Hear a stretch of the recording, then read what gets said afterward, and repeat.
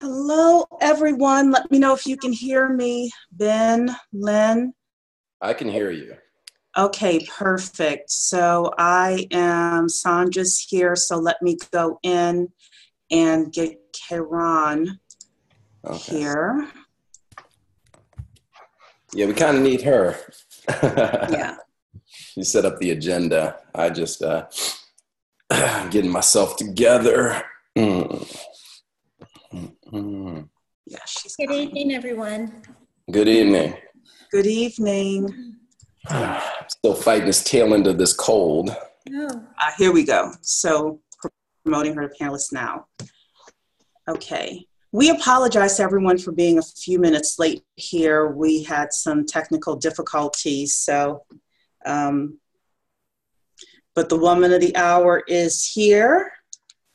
Unmute yourself. Oh, maybe I need to unmute you. Hold on. Yeah, there we go. Hello, everybody. I'm so sorry. Had a little technical snafu, but I'm here. Glad to be here. Great. Well, I will move the floor over to you. Okay. Well, I just want to just thank everybody for being here. I'm very, very excited to be able to finally address the entire digital underground, and I just am just thrilled to have DU 1000, 2000, all DUs all together in one spot. It's a great time, and it's a great day to finally have done that. Just want to take a little time to kind of introduce your officials and have a chance to interact with everyone and get questions answered. I know everybody has a lot of questions, and we're going to do our very, very best to address all of your questions and concerns as best we can. So unlike Cherie, who is fabulous at doing these kind of Zoom videos, I'm not as adept at those. And, my nerves sometimes get the best of me. So I did just kind of jot down a few things I wanted to discuss, and I didn't want to be so nervous that I forgot them. So with that, again, hello, everybody. My name is Karan White, and I'm the Digital Underground Investment Club. So on behalf of myself and our elected officials, just again, welcome. And I'm sorry, Karan. Somebody's asking about your volume. It's in the chat. I'm sorry. In the chat, can people let me know if you can hear Karan okay, or if it's just Robin? Okay. People are saying they can hear you okay. Robin, we're just going to have to adjust for you. Sorry about that. Okay, thank you. Okay. So hopefully, Robin, you can hear me too. But in any case, I just want you to know that I appreciate so much your patience and just allowing us to have the time to kind of lay the groundwork for the Digital Underground Investment Club. We look forward to working with each and every one of you to make our club magnificent. And we have every opportunity to do that. Our club is the first ever of the in the genre of crypto investment, digital assets investment clubs, and so we are pioneers in that realm. In any case, so before I get too involved in about the organization and all the nuts and bolts, I just want to take a little bit of time to kind of let you know who I am and just a little bit about what brought me to the DU. I joined the DU in early December after viewing the Black Business School's webinar. Both myself and my husband were very interested in Bitcoin and had no clue about how to become involved. And so the webinar came at the perfect time for us. So we immediately joined, and it wasn't long before, after we joined, that we realized that Bitcoin was only the tip of the iceberg, and that the real crux of crypto was the blockchain technology. And so that blockchain technology is something that I've really become very, very interested in. And I'm so happy to have this space to learn and to share and ultimately to create some generational wealth. I would describe myself as a stay-at-home mom doc. I met my husband while in medical school and, had no intentions ever being a stay-at-home mom, but life happened. And, due to some personal circumstances, we just decided that for our family, the best thing that we could do would be to have me stay home. And so I did. However, my kids are now in their early teens, and I realized that it was time for me to kind of venture out of the house and kind of see, what was going on in the world. And with that, I kind of dove into cryptocurrencies. So the DU and DUIC kind of entered my life at a divine right time for me. So I'll just kind of segue into what my vision for the DUIC is. It is threefold. I would say it begins with education. Next would be creation of generational wealth. And finally, having the DUIC be an influencer in the crypto space. So I'm going to dig a little bit deeper into each one of these pillars. Again, first is education. Our members must be very knowledgeable about projects that we are evaluating. You can't make reasonable and well thought out decisions if you do not understand kind of how to go about that, how to evaluate an ICO. And so that piece is very crucial.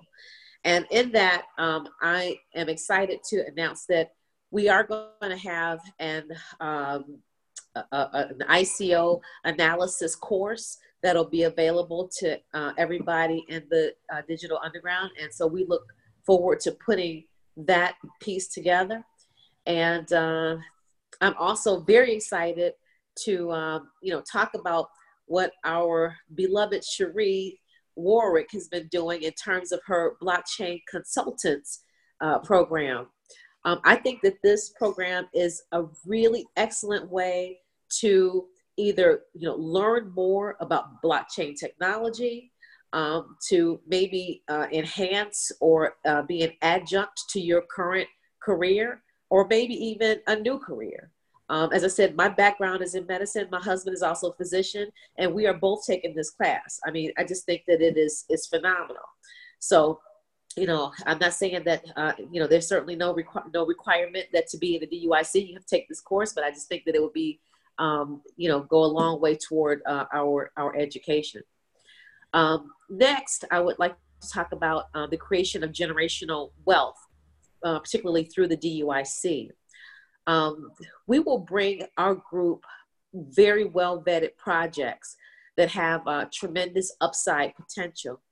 Our wealth generation strategy includes, but is not limited to, ICO investments, blockchain startup investments, and development and marketing of our very own DUIC products.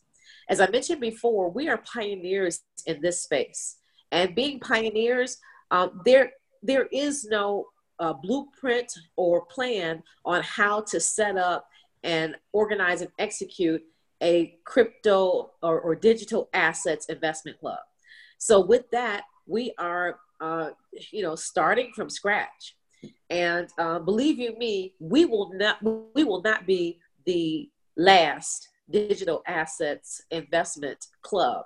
There will be many others that will arise. But I think that our position as being the first is just a godsend. And with that, I think that we are in position to develop things. Things like what, you may ask? Well, if you start or want to join an investment club, there are lots of resources that are available, like accounting software and the legal paperwork and all the things that make it very, very easy to immediately start your class or start your club. But there is nothing like that in terms of digital assets club. And so, we would be the first, and I think that we could definitely monetize the fact that we are the first. We could sell our coursework, how to analyze an ICO. We can also definitely sell our software. I'm looking forward to having Sandra work along with developers to make something unique that is particular for digital assets in terms of an accounting software. It does not exist today. So, basically we could own that market, and that would be another means of generating wealth. My third goal that I mentioned is making the DUIC a known player within the crypto space. And we will market our club, attend conferences, and I don't know if we've discussed this before, but we look forward to being able to subsidize in part, or maybe even a whole subsidy, to have our members attend these conferences and bring us back information, as well as spread information about the DUIC. Our how-to products in terms of how to set up a digital assets investment club, how to go about the legal entity setup, all those how-to products will all be very, very valuable to us as a club, and we can be proprietors of that. So being the first crypto investment club will in and of itself attract massive attention and brand recognition for the DUIC. I envision the DUIC as becoming a global entity that is sought after by ICOs, blockchain startups, and other digital asset clubs. Sorry about that. So with that, that all sounds really wonderful, and, education and generational wealth and all those things, but I do not want to misinform or misrepresent. We have a lot of challenges ahead of us as well. Being pioneers typically means that you have to go, if you're the first, then you're going to have to encounter challenges and overcome them. So I don't want anyone to think that our goals will be reached overnight. We don't have hurdles that we can't overcome with the proper consultants.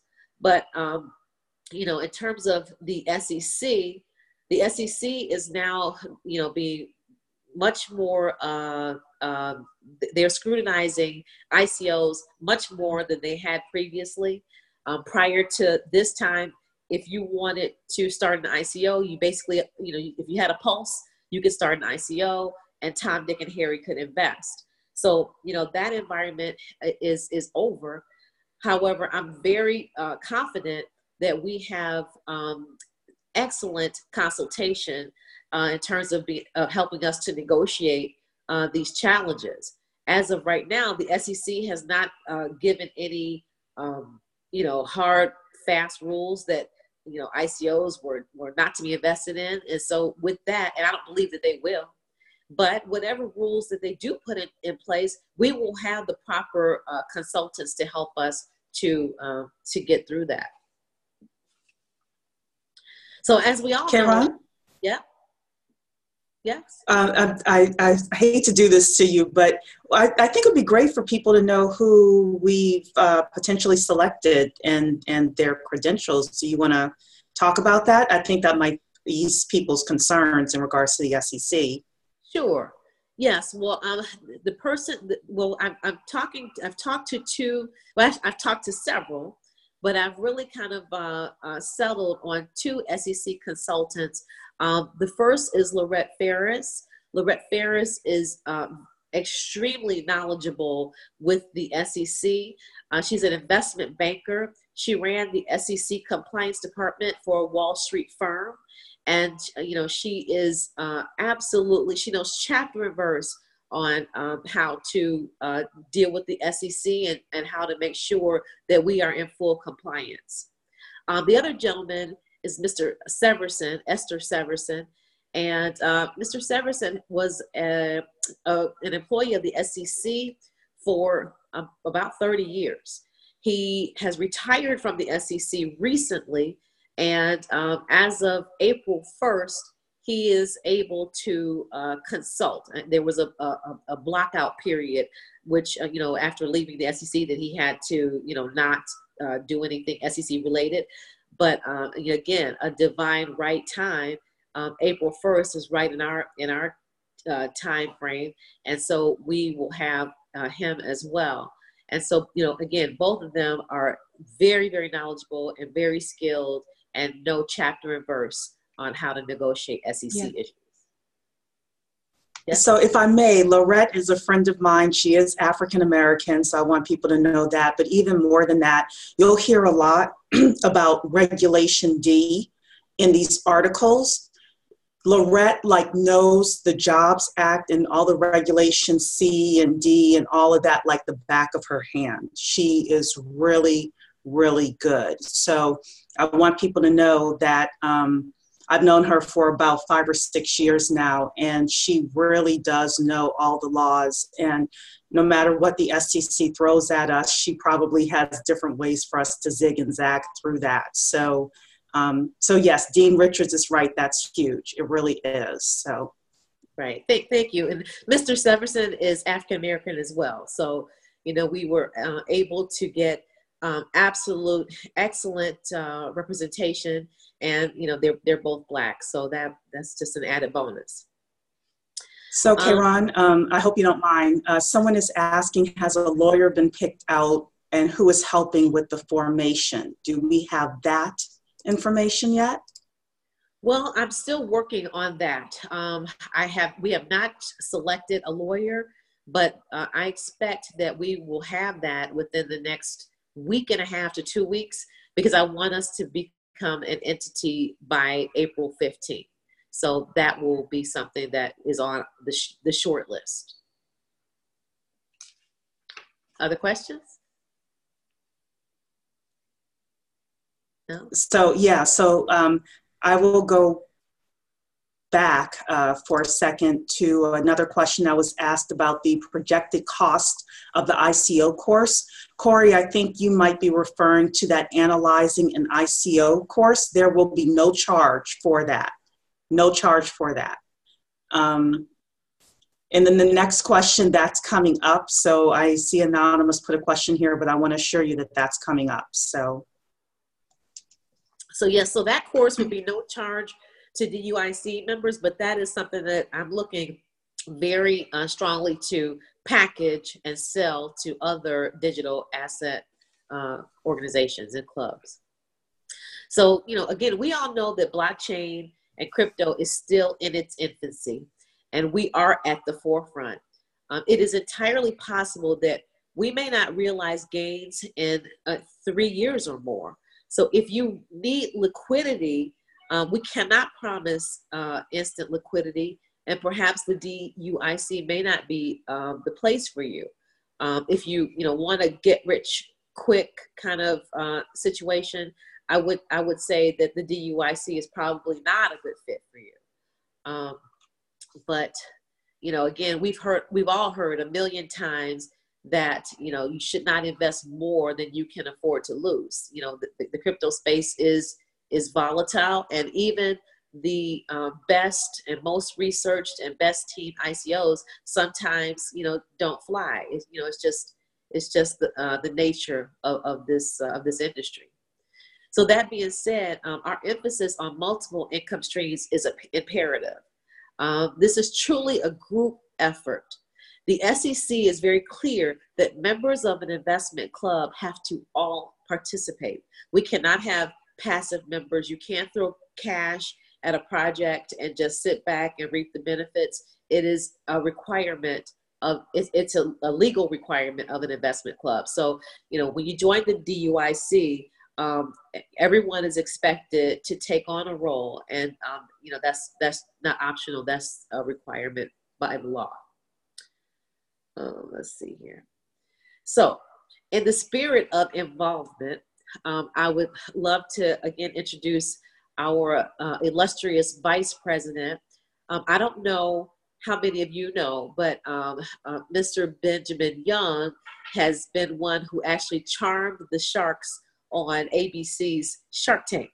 And so, you know, that really gives us a heads up, I mean, a leg up in terms of being able to negotiate, because he's already proven that he is very proficient at that. And so, you know, Ben, would you like to talk a little bit about the committees? Yeah, good evening, everybody. We sent out a form, I think, about a week ago to assess committee interest. And so I'm going to give a little bit of feedback on that. And I really encourage more of you to sign up. We can circulate that form again. It's real simple. You answer a few questions, give us contact info. But for right now, we've only had 19 people fill out that form. And I'll just quickly go over the interest. Bylaws, we had one person sign up for that committee so far via the form. The education, which I was surprised because I had more emails. Anybody who sent me an email directly, I replied back to them with the form because I want to use that as just a systematic way of collecting all the information, because it has like your email, whether you're interested in leading a committee. And we're going to keep that open for a little bit while longer so we can really kind of pull these committees together. We'll post it if I can dig it up. Since I'm talking now, I'm not going to dig it up, but I'll post the link to. It's basically a type form survey. It's about 7 questions that give us your name, the contact info, what committee, primary committee you're interested in joining, and optionally a second committee. We've expanded it to allow people to participate in 2 committees if they want to, a primary and a secondary, and we're just going to kind of go from that. Thank you. Somebody else posted that form. As for the finance accounting, I know that Sanja has more than this, but 2 people expressed interest there. The winner of interest is the long-term growth with 6 people. I may be actually leading that committee. It's to be determined, but that's a very strategic committee that we're going to be looking at kind of the long-term goals of the organization. We had 3 for the membership committee, and then the research one, which it's not going to be only limited to ICOs, but the research committee had 5 people interested in. And it's likely that the research people will sort of be a test case as we're pulling together the educational content for the ICO reviews. And so thank you all. I'd like you to get that information in so we can start thinking about how we're going to do it. Another project that we're currently working on is trying to determine what kind of tool that we want to assess for communication.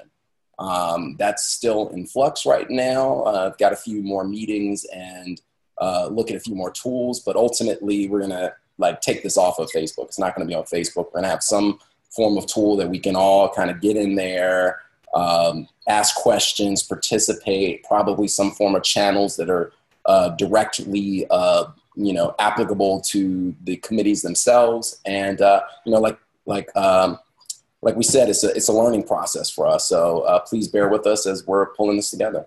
And thank you. If anybody has any direct questions for me too. Yes, Ben. So yes. One question that we're getting is timeline in terms of the committee. So do you have a deadline that you would like people to fill out that form by for those first committees? And just letting everyone know there will be additional committees after we're legally formed as well. But yeah, for these initial committees. I mean, let me see. What is it? It's the March 22nd. I think people should have it filled out by the end of the month. I think that's enough time for the initial set of committees. And it's not saying that those committees are locked. If somebody comes in later and expresses interest, or if the committee members know other DUIC members that might be a good fit, this is not a hard thing, elected position. Ultimately, I'm going to leave it to the committee leaders to kind of gauge what size that they think those committees should be. I realize when committees get too large, they can be inefficient. So we need to think through that a little bit, but yeah. Yeah, so this person asked part B of the question in terms of what has been completed in the last month within these committees. Nothing as of yet. So you're still early in terms of joining one of the committees if you want to do that. Yep. I mean, literally the only thing that we really connected right now is just assess interest. And I have all the contact information for the 19 people who filled out the form today. Yeah. So somebody is asking here, must the $300 be paid in advance? Yes, if you want to participate in these committees, you must pay your $300 in advance. I'm sure Sandra will talk about that a lot more. So that might be a perfect segue, actually. Right. So Sandra, you here? Yes. I just want to just give a little intro to you. For everyone that's listening, Sandra probably has forgotten more accounting than the best accountant that you know. She is absolutely fantastic. She is kind of a machine. I think I'm a little bit more loose and free, but not Sandra. Sandra is definitely a numbers person and by the book, and you definitely will be served very well having Sandra Reed as your treasurer. So Sandra, with that. Okay, so thank you and hello to everybody. Glad to be here today. We've been doing a lot behind the scenes, and I just kind of jotted down some things I wanted to share with you guys. First of all, a legal entity. We've been working behind the scenes, and a big special shout out to member Angela Green for getting involved with us on this, but we're trying to determine the type of legal entity to set up. We'll be working with the SEC consultants once we get them engaged in legal counsel, but we have some general ideas about the type of entity that would be more conducive to what we're doing. So our options are a limited liability company, a limited liability partnership, and a general partnership. So those are the legal entity structures that we're considering. We cannot open a bank account. So have strived to open a bank account, but we cannot open a bank account without legal documents or the entity being formed. So our first task is actually to get the legal entity formed, then actually set up, get our tax identification number from the Internal Revenue Service. So we'll need the tax identification number. And then our third step would be to set up the bank account. Until then, we have been using PayPal. So those members who are interested in joining one of 4 committees, you have to pay a $300 non-refundable deposit. That money, once the entity is actually formed, will be applied toward your annual membership dues. As of today, our PayPal account balance is $5,238. So we've had 18 members to pay. In terms of expenses, we have incurred some expenses. So officers are actually incurring expenses, and won't be able to get reimbursed until the legal entity is formed. But members of the leadership team is actually working and using their own funds for the benefit of the organization. The annual membership dues. So I've gotten a lot of questions about the annual membership dues. So the annual membership dues is $300. And that $300 is actually being used or will be used to pay for operating expenses. And those would include engaging consultants, fees to maintain our website and email and any other incidentals that an organization of our size will incur. So that's what the membership fee is. Excuse me. I'm sorry. Someone asked $300 a month. No, $300 a year. It's an annual membership fee. So on the other hand, we also will be having a monthly investment fee or an investment. So that monthly investment, the minimum amount is $100. And we have decided that members can invest any amount in increments of 100. So the $100 is just the minimum. And we have determined that we would like for everyone to make a commitment. So we'll probably circulate some kind of form to get members to commit to how much they are going to commit for the next 12 months. Since this is our first year of operation, we need to get some kind of idea of how much money we'll be working with. So we will ask everyone to commit to a certain dollar amount, and you will have the ability to pay or invest more than that in increments of 100. The months that, for example, let's just say you get extra money or have a bonus or something and want to contribute $300 that month, you're more than welcome to do that. And then you can go back down to 100, or you can go back down to 200, but you can never go down below the amount that you initially commit to. So this will allow members the opportunity to invest more and have a bigger stake in the organization. Another question, I have been getting a lot of questions in regards to membership in the DU. So the DU is an organization or something that's a product of the Black Business School. In order to be a member of the DUIC, it is not a requirement that you continue your affiliation with the Black Business School, i.e. the Digital Underground. However, if you're interested in participating in the Jarvis ICO, you have to be a member of the DUIC. Who can be a member? That's another question. I've kind of gotten a lot of questions concerning. There are some people that were part of groups of pools, and we have determined that really the head of person or whoever's address or email address is connected with the Black Business School is the one that can be a member of the DUIC, as well as spouses. So we voted for spouses to be able to join, but no other household members outside of your spouse is allowed to join. We will have open enrollment probably in the December to January timeframe, unless the membership decide to open up enrollment sooner. At that time, we'll be able to admit new members. So if you're on the fence about your membership and whether to become a member, I would suggest just go ahead and be a member if you can afford just the minimum of $100 monthly in terms of a monthly investment. I would recommend that you not miss out on this groundbreaking opportunity. So I am going to be heading up the Finance and Accounting Committee, and we've had a member, Shalita Drew, that has been stepping up and helping me and doing some background research.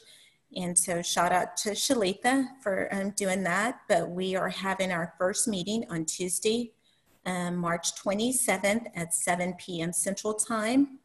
That committee is going to be comprised of members with a financial background.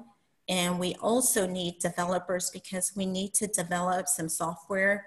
Most of the software that we're seeing that's available, that's off the shelf, is for investment clubs. And because we're going to be investing in crypto, there's nothing out there. So we really need to recruit some developers. So if you know developers, can you please have them to reach out to me or send an email or something? We really need those on the team. I think there's about 7 or 8 people, about 8 people that have expressed an interest in being on the committee, but we don't have any developers. I would like, individuals have reached out to me that don't have any financial background, because early on, we really need to hit the ground going. We don't really have the luxury of having people on the committee that don't have a financial background, because we really rely on the expertise of individuals. Not that those individuals are not welcome, but the preferences for individuals with a financial or any kind of information technology type background. Let me see. My last comment is just regarding the election runner. So we sent out the survey using the election runner, and I really appreciate everybody that was able to participate in that. We left that open for a period of 6 days, and we got some interesting feedback from there. Based on that survey, about 88% of the individuals that completed the survey said that they would be joining the club. So we're excited about that. I went through and kind of read some of the comments about why people weren't joining, and I just kind of wanted to comment on that because someone indicated that they were actually on the fence because of the involvement of Charles Wu. So I just wanted to let you guys know that Charles Wu, Mark Moss, Lawrence Watkins, or Dr.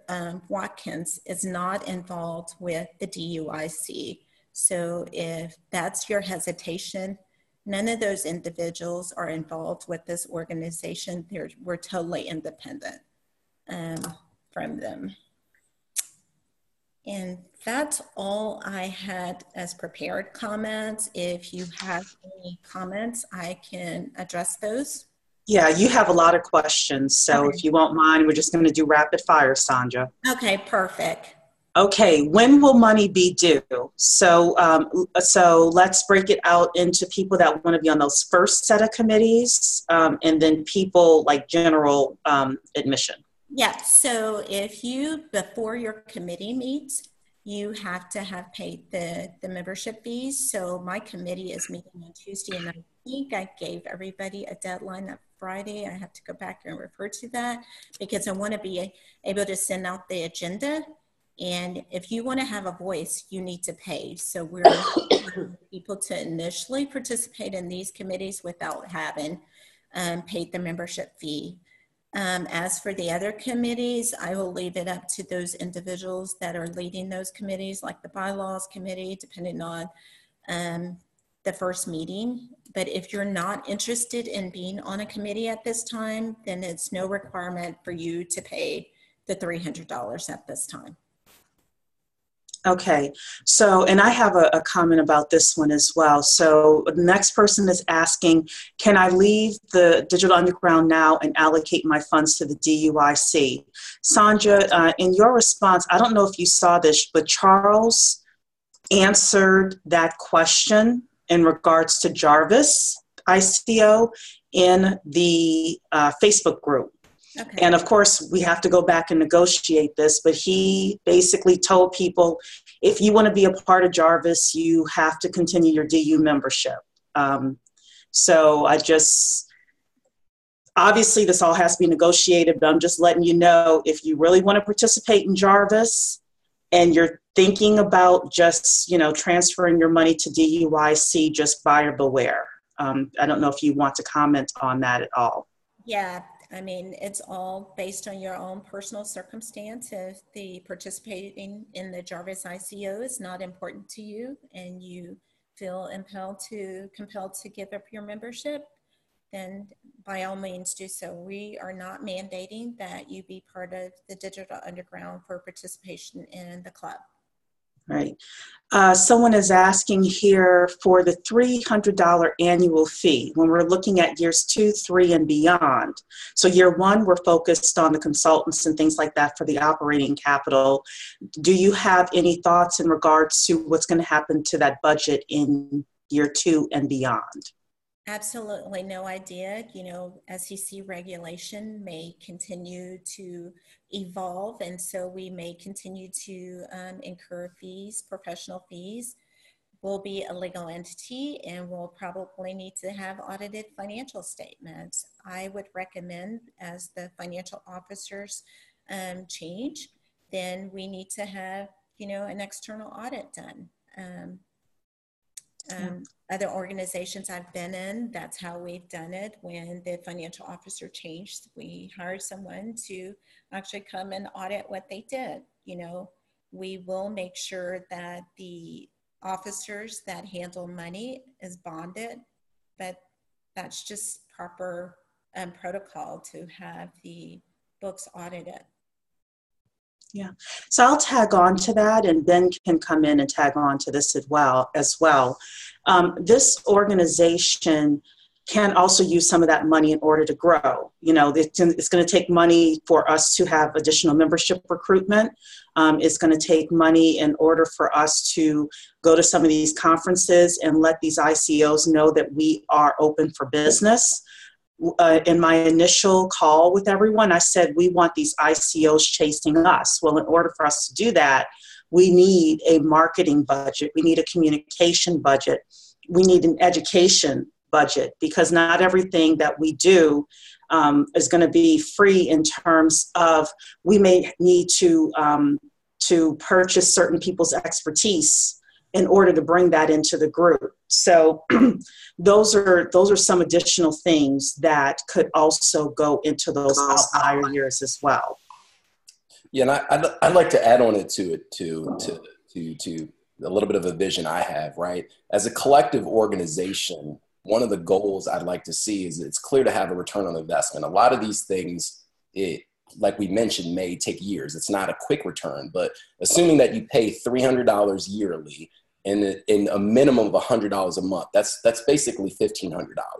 My goal is to have us to at least realize in the collective, maybe group discounts, conferences, certifications like the one Cherie did, that we can organize and work out there to hopefully at least get members to save $1,500 or more as they're getting involved with certain initiatives in the blockchain, and hopefully add value that way. So that will be a win-win, right? The more people that we get involved, the more that we can use this leverage on all sorts of aspects there. And so maybe there's like specific airdrops that people may want to target. I mean, the wealth of ideas is huge, but I want you guys to think about you're investing in, being part of an organization that's serious about being a leader in the blockchain space. And so just think about, you're going to have some returns in the longer term, like as we generate the software or as we negotiate those things. We're also going to look for immediate benefits as well, especially if we get a larger group, because those organizations are going to want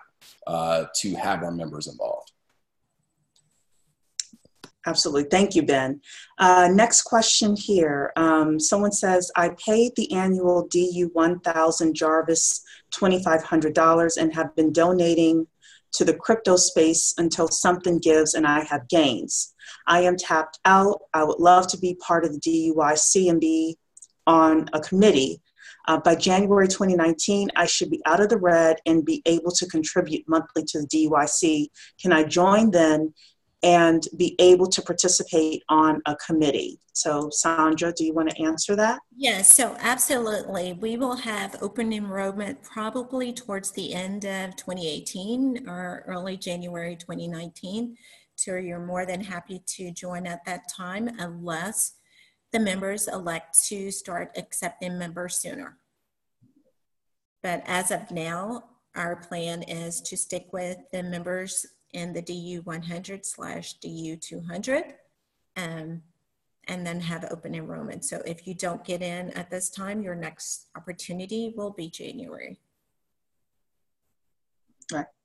Okay, next person is asking $300 annual, whether or not you're on a committee, just need clarification. So they're asking, is $300 for everybody or just people on committees? So eventually everyone will have to pay the $300, but until we get the legal entity formed and the bank account set up, we're only requiring $300 from those individuals that are going to be on the 4 primary committees as of now. If you want to have a voice in how things are set up, you need to pay the $300 to participate in those particular committees. We anticipate having the legal entity set up and the bank account set up by mid-April.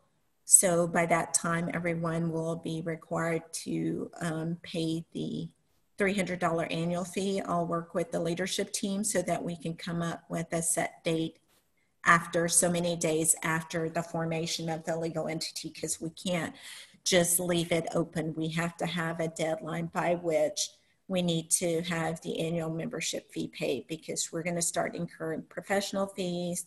We're going to be engaging developers, and I mean, they will be using their time and we want to compensate them in some manner. And we're just incurring expenses. There were a lot of expenses that were even incurred like in January in connection with the election, setting up the websites and everything. So we need to reimburse those individuals that incurred expenses as well. Go ahead, Kayron. Yes, I just kind of wanted to circle back just to the previous question. I think that the person said that, you know, they were looking to, you know, join the DUIC in January, which is wonderful. But I just want to make sure that everyone understands that if we are in any way to participate in the Jarvis ICO, unless you are an accredited investor, you will have to be a part of the DUIC as well as the DU in order to participate with Jarvis. That's a good point that you make. Excellent point. Yeah, and I'm going through and just reading the financial questions. We have a ton of questions here. Someone's asking, how much have we personally spent that needs to be reimbursed? I can answer that now. We don't know. We haven't tallied that up. So we already answered that question. Let's see. So someone's asking, to participate in Jarvis, you have to be a DUIC member and DU member, or just DUIC? I am slightly confused. So one more time, Kayron, if you can let people know exactly for Jarvis. Sure. So let's just go back and do a little bit of history. Basically, the motivation of the DUIC was initially so that people who were unaccredited investors could invest in Jarvis. That was the initial reason for the inception of the DUIC. I mean, we have taken it and broadened the scope, but that was the initial impetus for forming the DUIC. So unless you are yourself an accredited investor, in order to participate in any way with the Jarvis ICO, you must be a member of the DUIC as well as a member of the DU. I hope that is clear. Do you want to define what an accredited investor is? Sure, I'll give that a shot. An accredited investor is someone who has, I believe, a net worth of $1 million, excluding their personal residence. So you can't include your home in that net worth.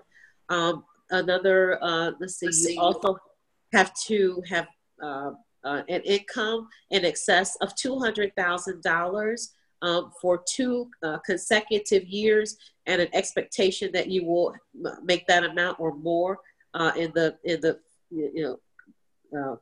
years to follow. And there is one other thing, and I cannot recall. Can somebody help me out with that? I just remember those two. Right. Yeah, we can post the SEC regs.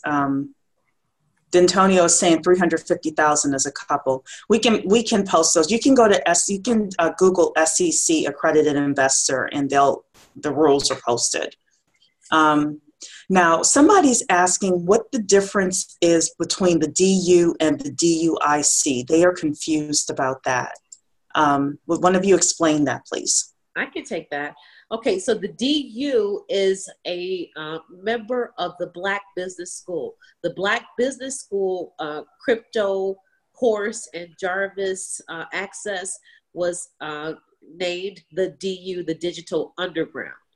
The DUIC is completely separate and apart from the Black Business School. We came together as a result of our affiliation with the Black Business School, but the DUIC as an entity is separate and apart from the Black Business School. Okay. Next question here, and I'm going to call this person out. Dwayne, I'm only going to read the first part of this because the second part is you should send it to Sandra directly.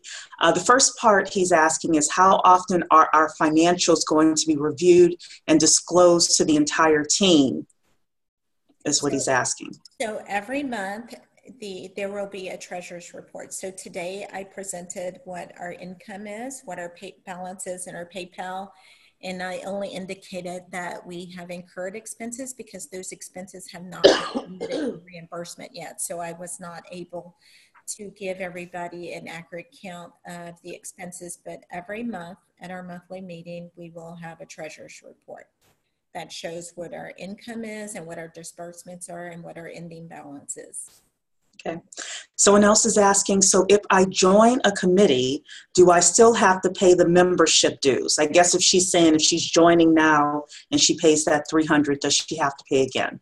No, that $300 that you're going to pay now will be applied toward your annual membership fee. So right now we're calling it a non-refundable deposit, but it will be applied toward your membership fee when the legal entity and bank account is set up.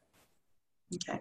Someone is asking the software that we talked about, the accounting software, are members going to get a share of the profits?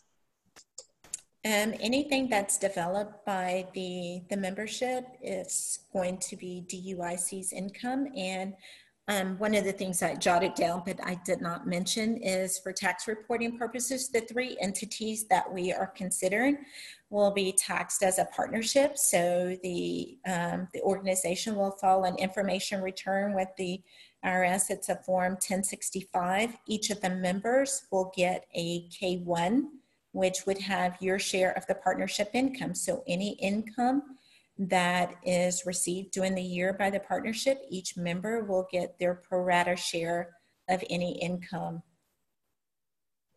And that will be reported on a K-1, and you'll have to report that on your individual return. That partnership is not subject to taxation, but its members are. Okay. Next question here I'll answer really quickly. How can you join the DUIC, or is it automatic if you're affiliated with the Black Business School? Here's the deal.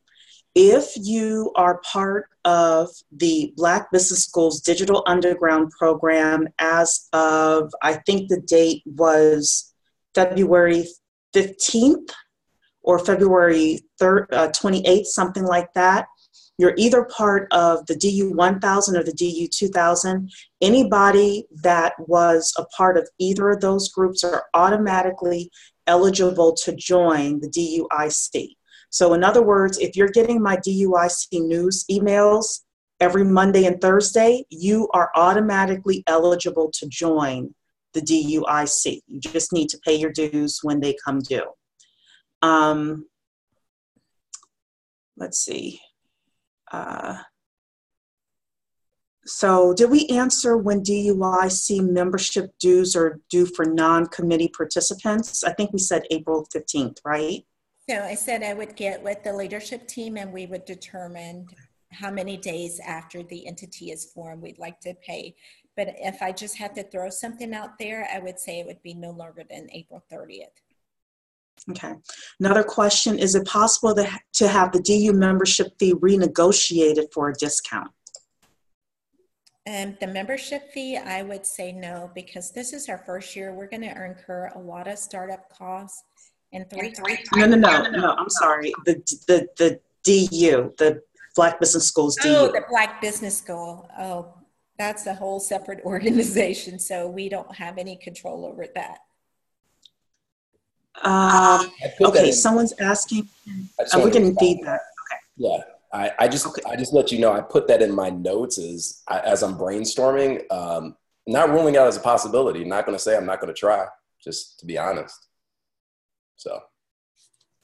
I'm sorry, what are you referring to? With regards to memberships, I mean, I'm going to try to negotiate us as many discounts in any organization as possible. And so I'm not saying that they'll budge on it, but I'm going to give it a shot. Why not? Okay, perfect. Can someone join the DUIC anytime during the year, or is there a specific membership time period each year to join? So after December 19th, are we going to have an open enrollment period? We haven't really talked about that. Right. I mean, these are things that will be discussed. Sorry. Can you guys hear me? No, yeah, these are things that will be determined through the committees. You know, we're going to have to come up with these rules, and everything is an option right now. So I would say join the committee, and you have influence on whether or not, you know, we'll have rolling enrollments or just enrollment periods. Okay. So someone is saying, Sandra, that your volume is low. So I know you're, if you could just speak up a little bit. And someone else is saying they're very confused. If you would do us a favor, we're not sure what you're confused about. So if you would please email us. You can either email me, info@duic.world, or Kron at president@duic.world. Let us know what you're confused about, and we will do our best to answer that for you. I see a comment here that someone said that they canceled their DU membership temporarily. Is there a temporary cancellation option? So they're in terms of Jarvis, or in terms of just period? Yeah. Because I don't know. If you're no longer on the roster, I would call it the roster of DU, I don't think you'll be able to participate in the Jarvis ICO if we choose to proceed with that. Yeah, I have to admit that I think all of that is going to be negotiable.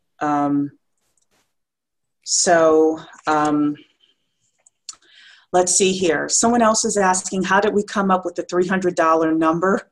The truth is I made it up and everyone took to it. So that's what it is. But the truth is that we do need that money operationally to make sure we're in SEC compliance and to actually grow this group. So you may think, oh, that's a lot of money. At the end of the day, it's not. It really is going to be used, because the more people we have in this group, the more collective bargaining power that we have in order to get better and better deals. How many members do we have at this time with the projections for the upcoming year's expenses? We don't have any of that information. So I'm sorry, I want to read this first before I, so the person is saying, am I correct? I can be a member of the DUIC paying annual enrollment and monthly dues, but I don't have to participate in the first ICO. So if we're saying that Jarvis is the first ICO, then that is correct. You do not have to participate in Jarvis.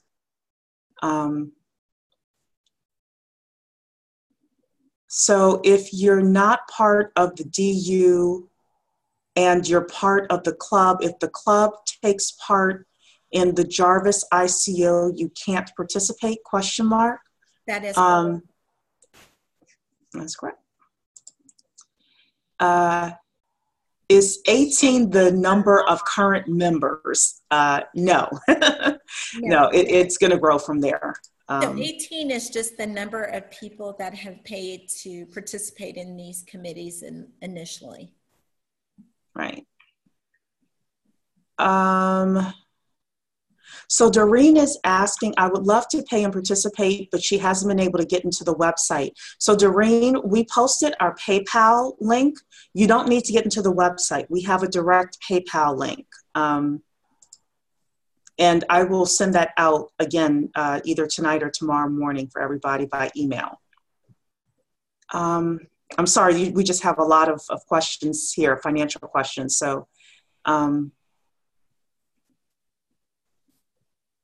okay, so we already talked about that.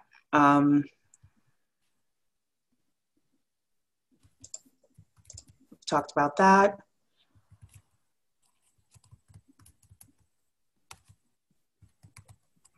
Okay, talked about that. Sorry, guys. Okay, so will the DUIC be considered an accredited investor if we don't have the $1 million? Will we be able to participate in Jarvis if we don't have the $1 million? I'll take that. Actually, for the person that asked earlier about what an accredited investor is, I actually had that on a note. And so I found that since. And so we said net worth of over $1 million, income of $200,000 for 2 years. And the third one that I couldn't remember was to be a part of a partnership. So the fact that you're in the DUIC and we will be a partnership would make you eligible to participate in ICOs according to the SEC rules of accreditation. Right.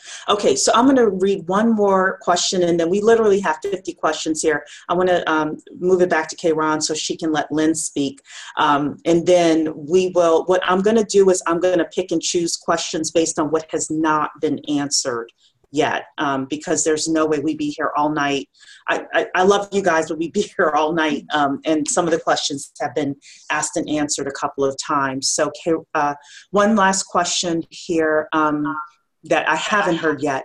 I have the $300 now and want in on this, but the committee position that I want to be in is not yet available. Can I pay now or should I wait? Absolutely. Go ahead and pay now. There's nothing that precludes you from paying now. Okay. I'm going to pass it back to Kayron so she could bring Lynn in. Okay, so everyone, I want to just take a moment. I'm sure that most of you already know Lynn Mosley. He is, such a valuable member of our community. He is the tech person extraordinaire. He's working very closely with a lot of the other developers, and we are so proud to have him as our secretary. And so I would just like to, again, introduce Lynn Mosley. Lynn? Howdy, family. Great to be here. I guess since I've been a part of the Officer Corps here, I've kind of been a facilitator. Very early on, even before the voting took place, I had already started doing research on this entire concept. In terms of SEC rules, legal entities, and some other things. And it had already started actually sending that information out to the other officers for them to begin to read and digest. That is kind of in line with what I do for my day-to-day. I'm a research and development engineer. I've been in R&D for some of the top ISPs for the past 17 years. And that's kind of what I do, is really deep dive R&D on pretty much anything technical. I've been doing internet engineering for 30 years now. I became interested in the blockchain really through my co-founder of my cybersecurity firm, who's the president, Mitch Harris. He said, Len, this blockchain thing is really going to be taking off. We need to start understanding how that's going to affect and integrate with cybersecurity. And this was pretty much the middle of last year. And as usually as what I do, I did my R&D thing and started to deep dive, doing my research, getting involved in the DU, getting involved in all of the various groups that were popping up on Facebook, to include the DUIC. I enjoy tech. I enjoy studying it, researching it. I think we have an important role and opportunity here. Having been a part of an investment entity for the past 4 or 5 years, I've watched them grow from about 10,000 members to close to 20,000 members now, to where they are now collectively able to really invest in really large scale investments. And I'm hoping that this group can do the same. A lot of the people involved are professionals like we all are. A lot of stay-at-home moms too, a lot of grandfathers, a lot of kids involved. People have gotten their entire families involved in entities such as this. I believe, and I guess the other officers can keep me honest, I'm going to be kind of heading up the bylaws committee and maybe the onboarding committee. I think those would actually be kind of interesting to be involved with, number one, because we'll be involved with the SEC. And because that landscape is shifting so much, we're those who are on the committees will be involved in potentially shaping how the SEC will view a group like ours in the cryptocurrency space. So who knows, there may even be the opportunity to potentially influence some of the regulation writing of the SEC in terms of how investment groups like ours will interface with the larger cryptocurrency and ICO market. I think I've got about a couple of people, about 3 or 4 people interested in the bylaws and onboarding committee. I will get in contact with you guys hopefully this weekend. I've been moving and dealing with medical the past 2 weeks. I'm almost out from underneath all of that. And I promised those 3 or 4 people that have reached out to me to be part of those committees that we're going to be getting going next week. So let's do this. Thank you, Lynn. So any questions? Okay. So, sorry, we're going back and forth here, trying to get something coordinated. So let's do this. We have a ton of questions. What I'm going to do is I'm going to cherry pick questions based on what I feel has really not been answered, things that are unique questions. If you are confused about something and you feel like you need email Kiran, if we get the same question a lot, we'll do an FAQ or something like that with the answer and answered previously. So I'm going to go through the most relevant questions that we have in here. One question I keep seeing a lot is the projected membership size of the DUIC. We don't know that yet. So people are asking a lot of questions about what state we're going to be in, what type of entity. We don't know that yet. We're still, Sandra, do you have a timeline again in regards to when you think we should have that nailed down? As soon as we engage the SEC consultant and legal counsel, so we are striving for mid-April, and we are more likely than not going to be a partnership. Whether it's an LLC or LP or a GP, that's still yet to be determined, but they're all taxed as a partnership. When we had some discussions a couple of weeks ago with member Angela, who's an attorney, we tossed around some different states and the advantages and disadvantages of those states as well. Then this is a question for you, just reiterating about the communication portal. When do we think we'll have that set up? I'm aiming, let me see. I'm hopefully by the end of April as well with the formation of it. I'm sorry for the delay. We're looking at a few options.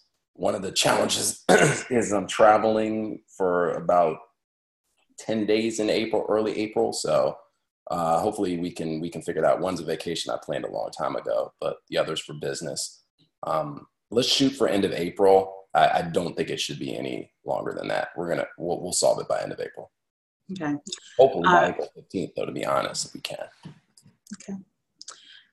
Someone wrote here, I'm not sure who they is. They just took $300 out of my account. Does this go towards the DUIC? The DUIC has not taken any money out unless you have paid by PayPal. So you would actively know, because you would have had to put your information in if you have prepaid your dues. Otherwise, we have not taken anybody's money out of their accounts. Yeah, so I think there's a lot of confusion there. A lot of people are referencing the $300, but that's being paid to the Black Business School and not to the DUIC. As Cherie has indicated, any payments to the DUIC is initiated by yourself. We don't have the ability to extract money from anybody's bank account. All right. Let's see here. Looking at more questions.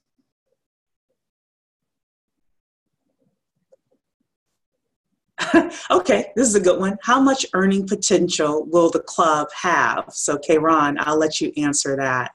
Make sure everyone's on the same page with that. And you're muted. Okay, how about that? Yes. Earning potential, I would say the sky's the limit. I believe in thinking big, and I think that we could, within, say, 5 years, be a $1 billion organization. I honestly believe that. You know, if we make some strategic, good investments and are very dedicated to growing our brand, our personal proprietary brand. There will be hundreds of other digital asset investment clubs that are going to follow us, and they aren't going to want to do all the groundwork that we've already done and will have for sale for them. So, I think that we could very well be $1 billion entity. Yeah, and just so everyone knows, when I was setting up the DUIC, I bought cryptoinvestmentclubs.org, I think it is. It's either .org or .com. And that is going to be the portal. I gave that to the group. That's going to be the portal for us when we have our accounting software, our legal information, our election guide, everything. It's going to be a revenue generator for the group, for DUIC. So this is what Kayron is referring to. People are asking, will we be able to watch this video again? Yes, we will. I will send you the replays tomorrow. A couple of people are asking this question. For people who are participating in the DUIC, I'm just going to paraphrase it, participating in the DUIC but not putting their money into the Jarvis ICO, what happens to the money that they are investing? So that would be used for our next investment opportunity? Right. Let's see here. Hey, Cherie. Yes, sir. I'd like to add for the family here, just as a point of reference, I've seen the investment entity that I've been a part of in the equities market literally grow their membership to the point where they are all now able to literally invest in literally a rocket ship corporation that 2 members of the investment group actually started. Yeah. So this, excuse me, this group went from just investing, in stocks and options and those kinds of things over the course of a couple of years to now being presented with an opportunity that they could all participate in that is really large. I've seen that opportunity grow from we just have blueprints for a rocket to where we are now getting ready to do our second launch of the rocket for this company. So this is really some powerful stuff here, but I will say that this is a this is a journey, not a sprint. So I've seen this happen over the course of 4 to 5 years, that they are just now beginning to take advantage of taking the money that they made in the equities market and putting it someplace else and watching that opportunity grow. Yeah, so I agree with Lynn. We've got to have at least a 5-year horizon for this thing. If you're in it to be in it and out, then it's not going to benefit us as a whole. So someone, Kayron, is asking this question. I think you had talked about this before. Going over the participation requirements for being a DUIC member as it regards SEC compliance. Okay. Well, if the SEC has mandated that investment club members cannot be passive members. So if you are just putting in money toward a project, but you are not involved actively, you're not on any committees, you aren't participating in votes, then the SEC looks at that as the club is functioning as more like a mutual fund. And there's a whole new set of rules that would have to be abided by if we were a mutual fund.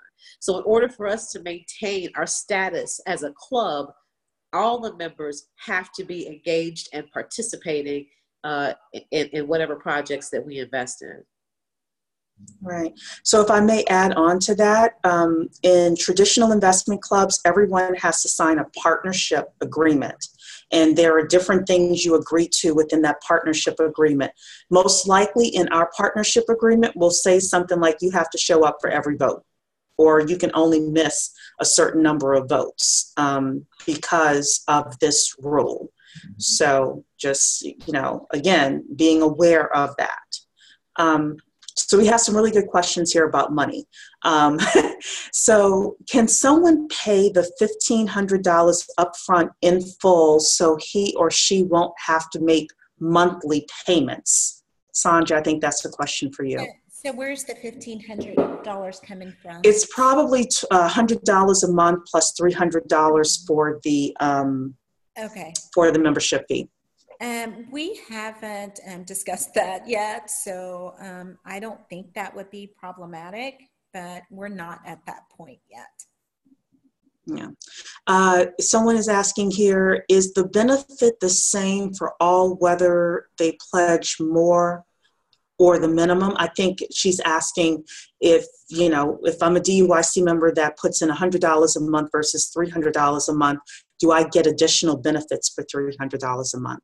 I think in the bylaws, we will be drafting that. But I think as a partnership, it's based on your pro rata contribution. So if you contribute $300 of the $1,000, then you would get 1/3. But I mean, we can change that. Everything will be dictated by the partnership agreement. So if we want to have special allocations for how things are treated, we can do that.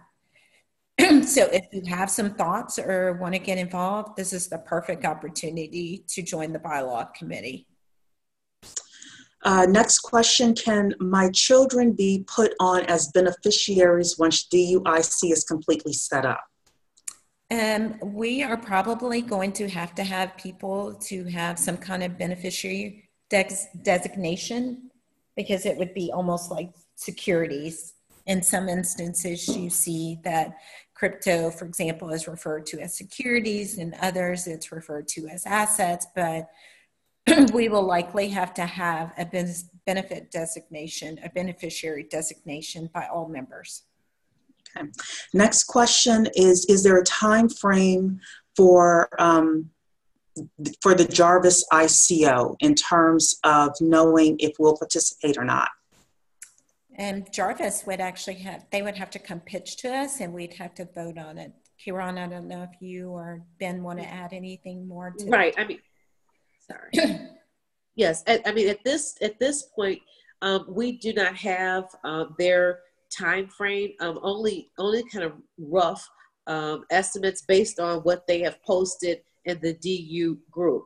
So it has not been formally presented to us. What I've read that has been written by Charles Wood in the group is that he wants to, I think, announce the ICO at the crypto conference in May, and would be looking for initial investment sometime in the summer. But, you know, don't quote me on that because, again, he has not formally presented to us, and I don't know if that timeline is accurate or not. Right.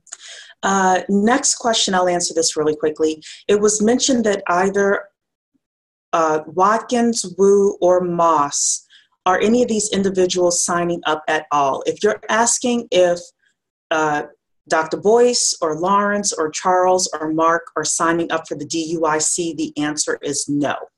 No, they are not.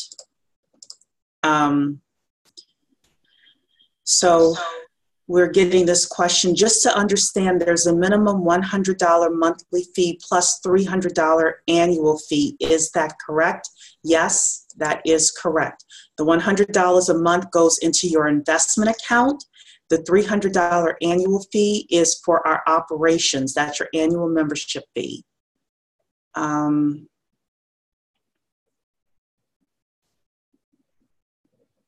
see here.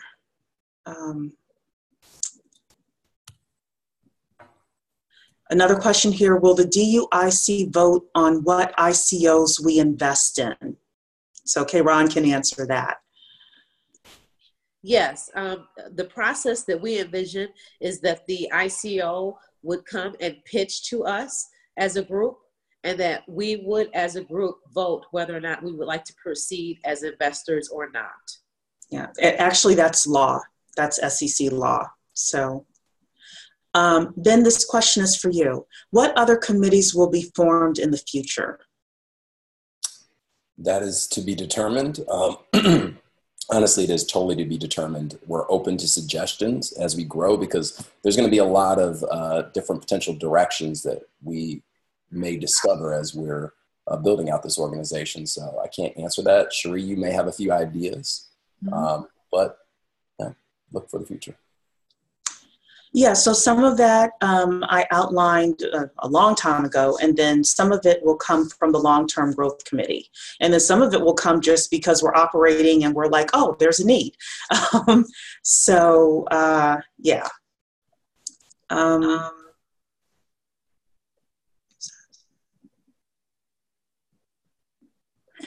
Okay.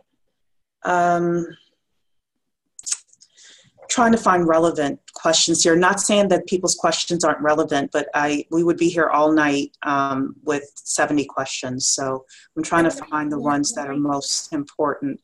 So while you're searching, I'll just kind of make a comment. Okay. You know, yes. People could actually stretch themselves. In order for us to grow, we really need people to stretch themselves in terms of financials. So don't think of the minimum as the maximum. If you have the ability to actually invest more, please do so. As my pastor always say, keep coming, keep giving, and keep inviting. So in that context, keep participating, keep giving, you know, and invite others to join when we have open enrollment, and that's how we're going to grow the organization. So, Karen, I'm going to ask you this question. I know you answered it, but it's very important that people understand this. Sure. This question is, aside from the Jarvis ICO, how else does being a member of this group benefit us? I really think it's important for us to go over that again. Okay. Well, as we talked about, Jarvis ICO, it was the impetus for the formation of DUIC, but it is in no way the only ICO that we are going to consider. It just happens to be the first. So there will be many ICOs that we will consider over the course of the DUIC. In addition to that, we're looking to be the proprietary hub, if you will, for digital asset clubs. So we intend to sell our election guide. We're going to sell our accounting software that we're going to develop. We're going to, utilize all of these things that we are forming from the ground up in order to put online. If you take a look, if you Google investment clubs, there is a site, I want to say it's called Blavio, or I can't recall the name of the site, but it's a site that has all of the forms and legal papers and everything you need to start an equities investment club. And we will be that site on the digital side. And we believe that will be something that will generate significant returns for us, in addition to our investments in ICOs and blockchain startups, which I did mention as well. Yeah. Ben, do you want to add something? You look like you might want to add something. Oh, no, I didn't have to add it. I was literally just, my mind was spinning on another topic that it was actually irrelevant. I saw that Tracy mentioned there. I'm listening to you all and just thinking about, which is another side topic, really is about our branding, important getting there and how we grow. But, a lot of people have expressed interest of potentially, to avoid confusion, also to avoid any possible conflicts, potentially changing the name. So I was just kind of floating some stuff in my head. Sorry about that. Okay, and I will admit I saw that as well, and I was about to mention that. So what we will do is the officers, I'm sure Kayron and the officers will convene and figure out the best way to have a potential revote on that, because if you remember in our original vote, we had options for name alternatives, and the group decided to stay with DUIC. So,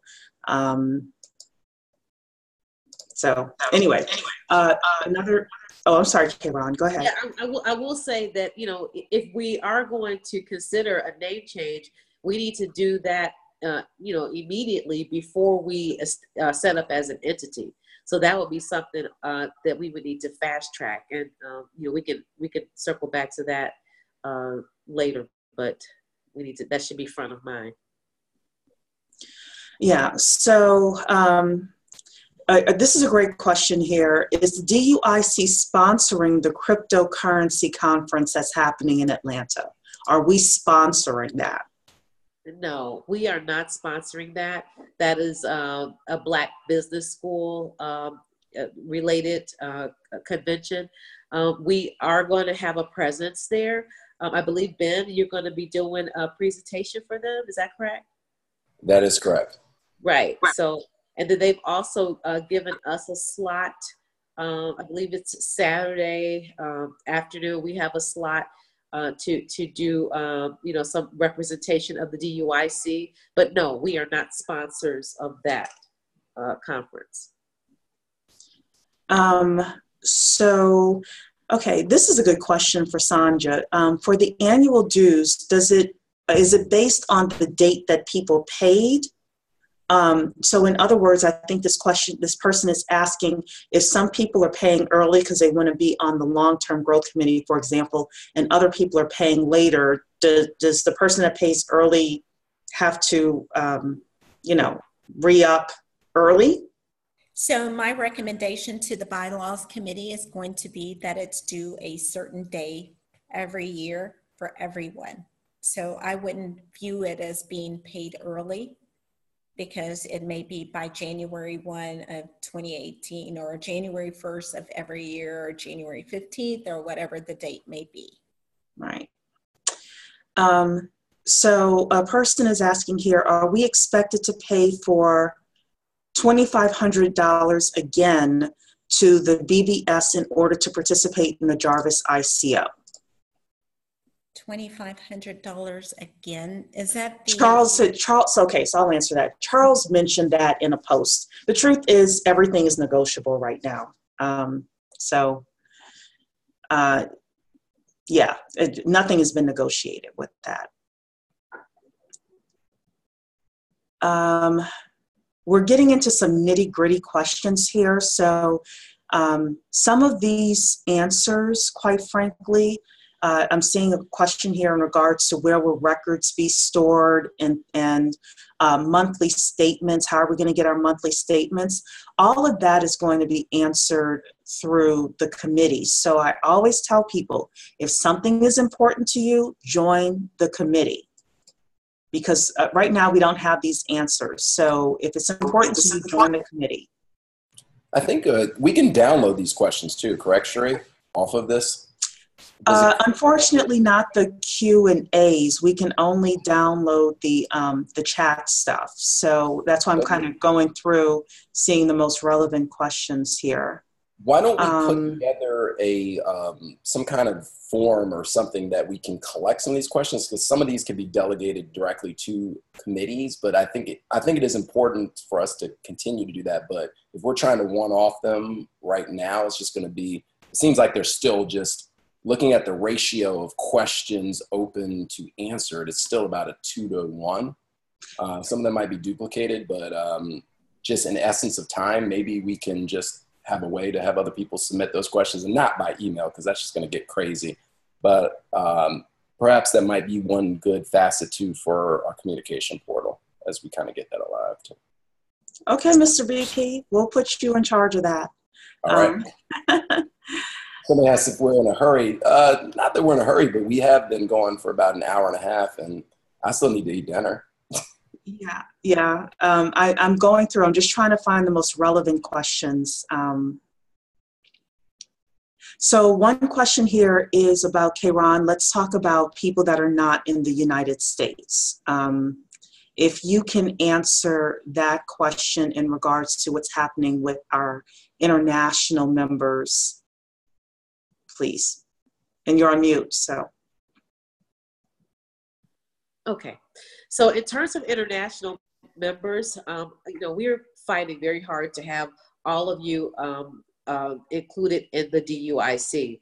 It's going to be very dependent upon your country of origin, and what the rules are based upon that, because the rules do vary based upon your country of origin.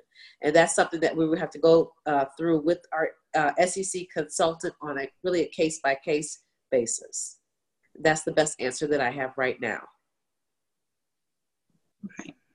So, Karen, are we going to set something up where we're going to ask people from outside the United States to submit what country they are living in, or are, wherever your passport is from, so that we can get those questions answered?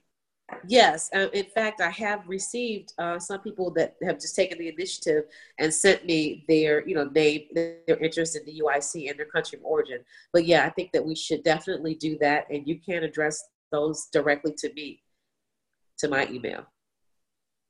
Okay. And she's at president@duic.world. Yes. President@duic.world. Okay. So next question here is, does the Jarvis ICO have to be first? Once we're organized, can we look for another ICO if Jarvis isn't ready? The answer is yes, we can. So part of it will be people nominating some potential ICOs for us to take a look at. Let's see here.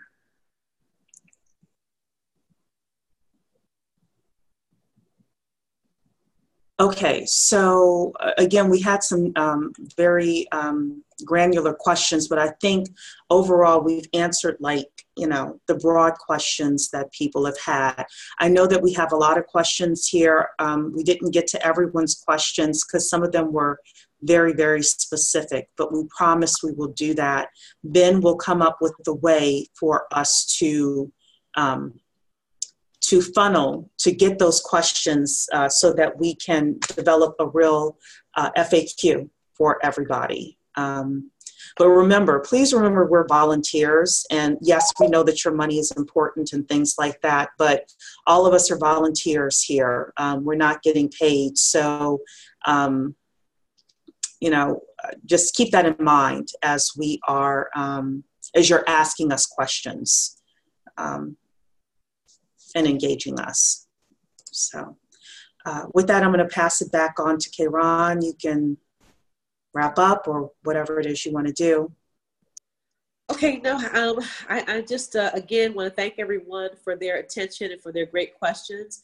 If there are any questions that, we have not answered sufficiently, please feel free to email us.